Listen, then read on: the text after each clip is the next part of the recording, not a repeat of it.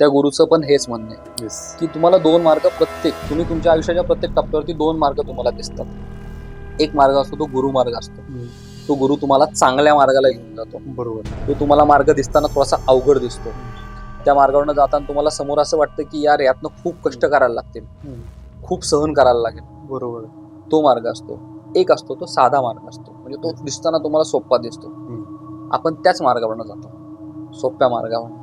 त्याच्यावरती प्रचंड अडचणी असतात, आपल्याला प्रचंड त्रास होतो आपल्याला. तर तो त्रास ज्या मार्गावरती असतो ना, तो मार्ग आपण धरायचा टाळतो. आणि जो म्हणजे गुरुचा जो मार्ग असतो तो आपण धरायचा टाळतो आणि ह्या मार्गावरनं जातो जिथं काही गोष्टी तुमच्या वाट बघत असतात. म्हणजे तुम्हाला हायवेनी रस्ता आहे, तुम्हाला लोकनाथनं पुण्यात यायचं ना, तर तुम्हाला लोणावळ्यावरनं तुम्ही नॉर्मल मार्गाने येऊ शकता, पण तुम्ही ताम्हिणी घाटात शिरता. मग आंबेनळीमध्ये तुमची गाडी बंद पडते. ताम्हिणी घाटात तुम्हाला असं वाटतं की कोणतरी तुमच्या सोबत प्रवास करतोय, कोणतरी तुमच्या सोबत येतंय.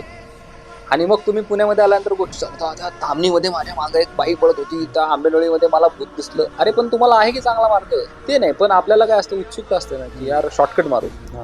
तुमच्या शॉर्टकटवरती स्वागत करायला काही गोष्टी असतात, त्यापैकी ह्या थंड गोष्टी आहेत. मग तुम्ही अचानक म्हणा ताम्हिणी घाटात ना खूपच थंडी असते. अरे पण का असते?